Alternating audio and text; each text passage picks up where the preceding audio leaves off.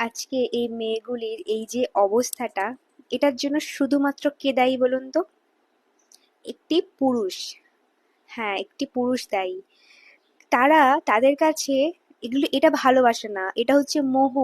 মোহ জন্মায় কিছুক্ষণের জন্য। ভালোবাসা যেটা হয় সেটা হচ্ছে আমি তাকে তার মতন ছেড়ে দিলাম, তার আমাকে ভালো নাই লাগতে পারে, আমার তাকে ভালো লাগে, জাস্ট এনাফ, আর কিছু না।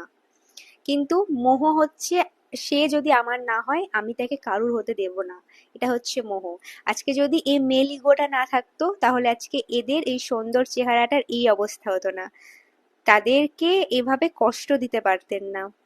প্রত্যেকটা পুরুষদের উদ্দেশ্যে আমার একটাই কথা বলার, যে কাউকে যদি কখনো ভালোবাসেন প্রকৃত অর্থে, মোহ, মোহ নয়, ভালোবাসা, তাহলে সে যদি আপনাকে রিজেক্ট করে তাহলে সেটা সহ্য করারও ক্ষমতা রাখুন।